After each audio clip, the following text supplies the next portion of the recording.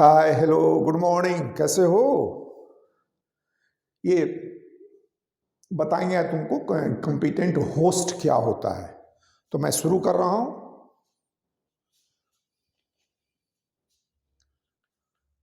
ये देखो, competent host का मतलब क्या होता है, कहता है for transformation with recombinant DNA. तो थोड़ा सा इसको आप समझिए। कोई भी बैक्टीरियल सेल होता है, देख लो यहां पर, ये इसका अपना डीएनए है और आप ये आरडीएनए को यहाँ पर भेजना चाहते हो। ध्यान से देखना क्या होता है। ये सपोज करो यही वेक्टर है,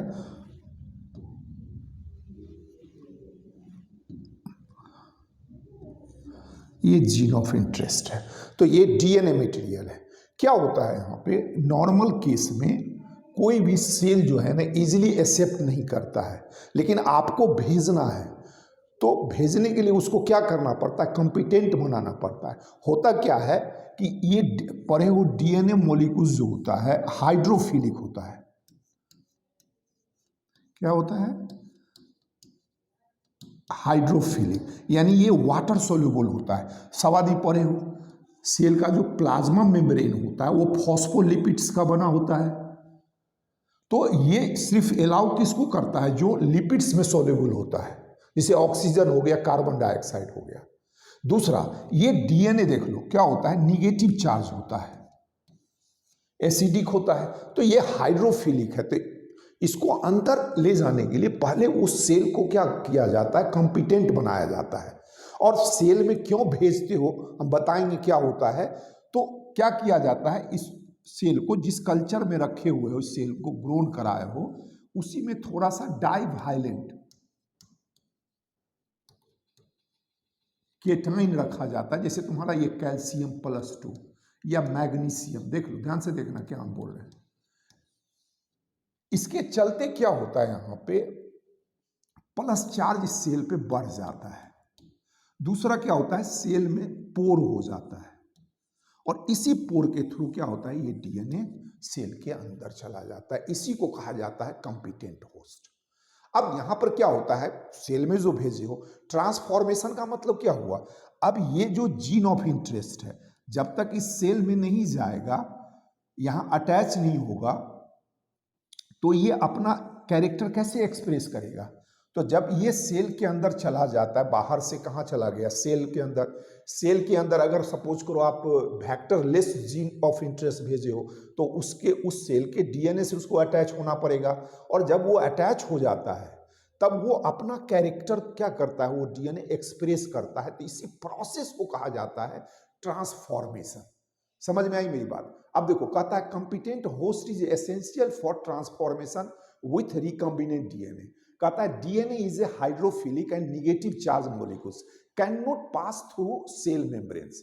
तो bacterial cell must first be made competent to take up DNA. तो कैसे वो कंपिटेंट बनाओगे, तो यहां देख लो क्या हमने बोला, क्या कहता है, देखो डाइवैलेंट केटाइन, यहां पर कैल्शियम भी हो सकता है, मैग्नीशियम भी हो सकता है, which increase the efficiency with which DNA enters the bacterial cell through the pores in its cell wall। कहता है देखो, उस उतना ही नहीं होता है, सबसे पहले तो इसको क्या किए, डाइवैलेंट में रखे, जिसके चलते इसकी इफिशियंसी बढ़ी इनटेक का। तो यहां पर प्लस आयन की संख्या बढ़ गया, जिसके चलते जो पोर होता है उस पोर का साइज थोड़ा बढ़ जाता है। फिर जब ये प्रोसेस हो जाता है तो फिर इसको क्या किया जाता है, आइस में रखा जाता है। ध्यान से देखो कितना कठोर है। इसको आइस में इंक्यूबेट किया जाता है, फिर आइस से निकाल के इसको हीट शॉक दिया जाता है 42 डिग्री सी पर हीट शॉक, और फिर हीट शॉक के बाद फिर अगेन इसको आइस में लाया जाता है। इतना प्रोसेस होता है। Then that cell take up the vector or gene of interest. तो यही कहता है देखो, incubating the cells with recombinant DNA on ice followed by placing at 42 degree से heat shock and then back on ice. तो एक हुआ ये कंपिटेंट होस्ट कैसे किया जाता है। तो आपके बोर्ड के एग्जाम में बस इतने ही लिखना है आपको, इससे ज्यादा नहीं लिखना है। आगे बढ़े बेटा।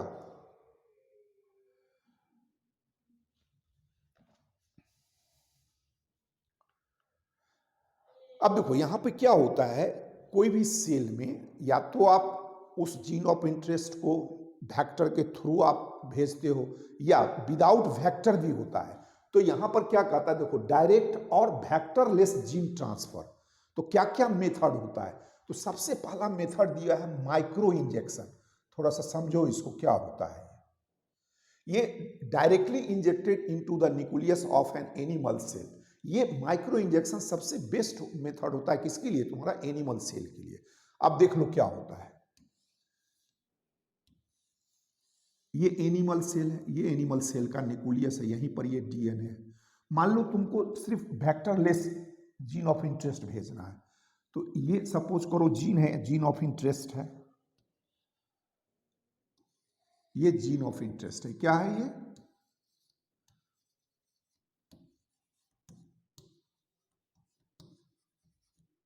Gene of interest. तो क्या होता है, एक तुम्हारा ग्लास का बना माइक्रो पिपेट होता है, ये इस तरीके से देखो, ये इस तरीके से पिपेट होता है, यहां पॉइंटेड एंड होता है तुम्हारा। इसी में ये जीन को रखा जाता है और एक प्रेशर देके, जैसे इंजेक्शन होता है ना मेडिसिन को जो भेजते हो, तो वो डायरेक्टली कहाँ आता है, न्यूक्लियस, और न्यूक्लियस से कहाँ चलाता है, डीएनए में। कोई जरूरी नहीं है कि हर बार आप कर रहे हो तो वो डीएनए के अंदर चला ही जाएगा, ये हिट एंड ट्रायल बेसिस होता है, क्योंकि आप तो इसको देखते नहीं ना, तो माइक्रोस्कोपिक है। तो इसी प्रोसेस को कहा जाता है माइक्रो इंजेक्शन। दूसरा देखो कहता है केमिकल मीडिएटेड जीन ट्रांसफर, ये आपके एनसीईआरटी में नहीं दिया हुआ है, लेकिन एक प्रोसेस ये भी होता है, ये पॉलीइथाइल ग्लाइकोल केमिकल्स होता है, इसके थ्रू क्या किया जाता है, उस जीन ऑफ इंटरेस्ट को या रिकॉम्बिनेंट डीएनए को किसी सेल में इंटर कराया जाता है। दूसरा देखो, दूसरा प्रोसेस है तुम्हारा इलेक्ट्रोपोरेशन। क्या होता है इलेक्ट्रोपोरेशन में, इस सेल को कैसे देखो कंपिटेंट कैसे बनाया जाता है, इसको इलेक्ट्रिक शॉक दिया जाता है।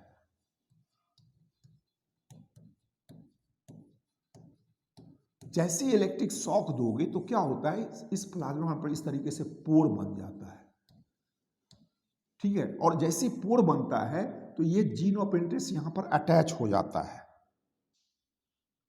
ये जीन ऑफ इंटरेस्ट इस तरीके से अटैच हो जाएगा, और फिर ये क्या होता है, इससे होके कहाँ आ जाता है, न्यूक्लियस में आ जाता है। तो इसी प्रोसेस को कहा जाता है इलेक्ट्रोपोरेशन। ये इलेक्ट्रो मीन्स हुआ इलेक्ट्रिसिटी, और पोरेशन मीन्स हुआ पोर फॉर्मेशन। तो ये इलेक्ट्रिक शॉक वहां पढ़े हो, वो कंपिटेंट में बताए थे, डायवेलेंटाइन के साथ क्या था, हीट शॉक था, यहां इलेक्ट्रिक शॉक है। चौथा देखो क्या कहता है, बायोलिस्टिक और जीन गन मेथड होता है। अब देखो इस प्रोसेस में क्या होता है, जनरली ये तुम्हारा प्लांट के साथ किया जाता है, क्योंकि प्लांट में आप माइक्रो इंजेक्शन नहीं कर सकते हो, क्योंकि प्लांट में सेल वाल होता है ना, तो वो इंजेक्शन उसमें इन नहीं करेगा। इसमें क्या होता है देख लो, ये गोल्ड या सपोज करो ये गोल्ड या टंगस्टन का एक छोटा सा टुकड़ा लिया जाता है। देखो क्योंकि क्या होता है, ये जो गोल्ड और टंगस्टन होता है ये वेरी अनरिएक्टिव होता है, ये रिएक्ट नहीं करता है। और इसी के ऊपर जैसे ये लिए गोल्ड या टंगस्टन का, इसी के ऊपर जो जीन ऑफ इंटरेस्ट है उसको रैप किया जाता है इस तरीके से, देख लो। और एक गन होता है, वो गन के थ्रू क्या किया जाता है, इसको भेजा जाता है न्यूक्लियस के पास, और जैसे वो न्यूक्लियस में इन करता है तो ये जीन क्या होता है, अनरैप करके इसके डीएनए के साथ अटैच हो जाता है। तो इसी मेथड को कहा जाता है बायोलिस्टिक या जीन गन मेथड। देखो क्या कहता है, cells are bombarded with the high velocity micro particles of gold or tungsten coated with the DNA. और ये कहां पे होगा, प्लांट के केस में होगा। तो ये तुम्हारा फोर्थ मेथड था। फिफ्थ मेथड में आ जाओ, देखो कहता है डिसआर्म्ड पैथोजेन। अब देखो यहां पर क्या होता है, जनरली ये डिसआर्म पैथोजेन मेथड जो होता है जीन ट्रांसफर के लिए, प्लांट के केस में या एनिमल के केस में, यूकैरियोट्स के केस में किया जाता है। क्या होता है, पढ़े हो आप, एक बैक्टीरिया होता है एग्रोबैक्टीरियम ट्यूमिनिफेसिस, देख लो इसी को टीडीएनए कहा जाता है। ये क्या होता है, प्लांट में ये ट्यूमर क्रिएट करता है, ठीक है। तो ये डिजीज हुआ प्लांट में, लेकिन होता क्या है, इस ट्यूमर बनने से एक केमिकल का फॉर्मेशन होता है, और वो केमिकल क्या होता है, that use by the bacteria. अब मान लो सपोज करो ये फैक्टर है इस एग्रोबैक्टीरियम फेसिंस का, इसको टीआई प्लाज्मिड भी कहा जाता है। हम क्या करते हैं, जिसके चलते ट्यूमर होता है उस जीन को कट करके और आप अपना जीन ऑफ इंटरेस्ट यहां पर क्या करते हो, इंसर्ट कर देते हो, और तब फिर वो प्लांट में भेजा जाता है। तो देख लो, पहले था वो वेक्टर, वो जीन क्या था, पैथोजेनिक था। हमने उस पैथोजेनिक का देख लो, पैथोजेन के जीन को क्या किए, एक पर्टिकुलर रिस्ट्रिक्शन एंजाइम से कट करके जीन ऑफ इंटरेस्ट हमने इंसर्ट कर दिया, और फिर से उस प्लांट सेल में हमने इसको ट्रांसफर कर दिया। इस तरीके से जैसे वो जीन प्लांट सेल में जाएगा तो वहां transformation, what ever the character of the gene, that gene express it's character in the plant body, plant body में वो कैरेक्टर क्या होगा, एक्सप्रेस होने लगेगा। समझ में आया। दूसरा देखो, रिट्रोवायरस होता है, सब आदमी पढ़े हो, ये रिट्रोवायरस खास करके ह्यूमन केस में क्या करता है, नॉर्मल सेल को कैंसरस सेल कर देता है। ये नॉर्मल सेल को क्या करेगा, कैंसरस कर देता है। तो मान लो उस रिट्रोवायरस में जो डीएनए है, तो कोई वो पर्टिकुलर जीन होगा, वही जीन क्या करता है जो पैथोजेनिक है, that causes the cancerous cell. हमने क्या किया, उसको काट दिया with the help of the restriction enzyme. अब उसी के देखो यहां पर उस रिट्रोवायरस को हमने क्या किया, नॉन पैथोजेनिक भी बना रहे हैं। अब उसी के जगह पर जो हमारा जीन ऑफ इंटरेस्ट है यहाँ इंसर्ट करके फिर से ह्यूमन बॉडी में हम भेज दिए। तो जो पैथोजेनिक था रिट्रोवायरस, आप देख लो उसको बायोटेक्नोलॉजी में हम क्या कर रहे हैं, जीन ट्रांसफर में हम यूज कर रहे हैं। तो ये इस मेथड को कहा जाता है डिसआर्म्ड पैथोजेन वेक्टर। माने वो जो पैथोजेनिक जीन था उसको क्या किया, आपने काट दिया, इसलिए इसका नाम पड़ा डिसआर्म पैथोजेन वेक्टर। तो इतना तुमको कॉम्पिटेंट होस्ट में आपको पढ़ना था। और ये इसमें एक चीज भी बता दिए, how that gene transfer to the cell. तो ये मेथड है। इतना होने के बाद क्या होता है, अब आओगे इसमें, अब इसका कल्चर कैसे किया जाता है, तो थोड़ा सा बायोरिएक्टिव के बारे में पढ़ोगे। बायोरिएक्टिव भी दो तरह का होता है। तो बायोरिएक्टिव में क्या करते हो, आप कल्चर करते हो, तो बायोसिंथेसिस प्रोसेस हुआ, तो उसको अपस्ट्रीम प्रोसेस भी कहा जाता है। उसके बाद जो प्रोडक्ट बनता है उस प्रोडक्ट को अलग करते हो, फिर उसको प्यूरिफिकेशन करते हो, और प्यूरिफिकेशन के बाद ट्रायल करते हो कि वो सही है कि नहीं है, तब मार्केटिंग करते हो। तो वो डाउन स्ट्रीम मेथड होता है। तो ये चीज हम आपको नेक्स्ट स्लाइड में बताएंगे। समझ में आया? बोलो। अगर आपको ये वीडियो अच्छा लगा है, प्लीज इसको लाइक करो, सब्सक्राइब करो और मित्रों के बीच में फैलाओ। आज देखो हम समय भी नहीं मिला कि बच्चों सबसे पूछे। हाँ, हेमलता, क्या हाल है बेटा? समझ में आया? Very good. तौसिक, आज ठंडा ज्यादा है। हाँ ठीक है बेटा, तो क्या करोगे, ठंडा होगा तो खाना नहीं खाओगे ना? हैं बोलो। ठंडा अपना काम कर रहा है, तुम अपना काम करो भाई। लता, क्या नाम है, सही बोले? क्या हुआ, सेलेक्टेबल मार्कर नहीं समझ में आया?